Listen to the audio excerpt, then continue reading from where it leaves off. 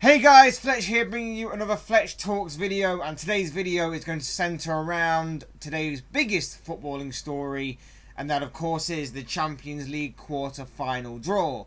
Now, this competition so far has thrown up some great stories that have left us with 8 teams remaining. That means there are going to be 4 fixtures for the quarter-final stages, of course, and that means that regardless of who drew who, because of the 8 teams involved, they were all going to be mouth-watering and must-see encounters.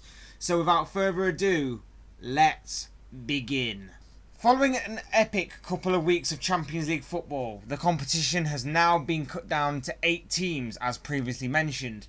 And incredibly, half of those teams are from England. In the hat, flying the flag for England, were Manchester United following their heroics against PSG last week, Tottenham Hotspur after they beat Borussia Dortmund in comfortable style, Manchester City who sailed past Schalke in Tuesday night's game, and Liverpool who silenced the Allianz Arena by beating Bayern Munich. Also in the draw representing Portugal were Porto who advanced after beating Italian side Roma. Representing Spain, the only remaining Spain team, shall I say, are Barcelona, who are through after beating Lyon 5-1 in comfortable style in the second leg. Italy's representative are Juventus, after they overturned a 2-0 first leg defeat to Atletico to beat the Spanish team by 3-0 at home, with Cristiano Ronaldo taking centre stage and stealing the show. And finally, the story of this particular round, or that particular round of fixtures, arguably the shock of the tournament so far, have been Ajax, who have advanced to the quarter-final stages at the expense of Real Madrid after Ajax's phenomenal night at the Bernabeu, where they beat Madrid 4-1 and 5-3 on aggregate. And it was in fact Ajax who were drawn out first, and they will be playing their first leg of the quarterfinals at home against Cristiano Ronaldo and Juventus. Ajax along with Porto were the 2 teams that many saw as the quote-unquote easier route to the next round, although it's again worth pointing out that both Sergio Ramos and Real Madrid thought that Ajax will be easy too, as the story there was that Ramos intentionally got booked in the first leg to be suspended for the second leg, and so there was no chance of him being suspended for the quarterfinals, as he was that confident that Madrid would make it that far in his absence. Of course, that all backfired, and Ajax not only did Ajax progress, but even if Madrid had reached this stage of the competition, Ramos would still have been banned for 2 more games after he admitted to intentionally getting booked, that UEFA decided to give him a further 2-game ban, so he would then have missed the quarters anyway. But fair play to Ajax, take nothing away from them. They were excellent in that game, and Juventus should be aware of that going into the quarterfinals. Ajax have been constantly praised for their upbringing of young talent in a close-knit group, and have been great so far for this tournament and for themselves, but unfortunately for them, the quality of Juventus and especially Cristiano Ronaldo may be too much for them to handle, especially seeing how they overturned a 2-0 first leg defeat to Atletico in the round of 16 stage, and therefore I think the Italian Giants will win and progress to the semi-finals. Next out of the hat was Liverpool, the first of the 4 English teams to be drawn out. Sadio Mane and Virgil van Dijk both scored in a 3-1 away second leg win against Bayern Munich following an uninspiring 0-0 draw at Anfield in the first leg. The game was strange as it promised so much but didn't deliver properly what was expected. It was a game full of mistakes and nervousness, and it was only probably the final 20-25 minutes or so where the Reds took the initiative and took control and ended up defeating Bayern. And their reward for getting past Bayern is a quarter-final draw with Porto, the team that everybody in this draw wanted to face. These 2 teams met last year in the round of 16 stage of this competition, where Liverpool destroyed the Portuguese side 5-0 away in the first leg and saw out the game 0-0 in the second. Of course, no game is a given, no game is ever won on paper, but Liverpool haven't, and especially because Liverpool haven't exactly been the most extremely dangerous side that we've known them to be, especially in the competition last season.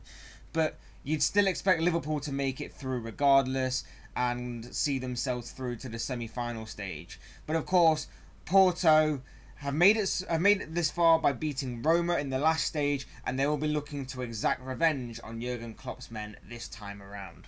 Our next game out of the hat saw the inevitable all-English tie as Tottenham were drawn out first to host Manchester City in the first leg before travelling to the Etihad in the second.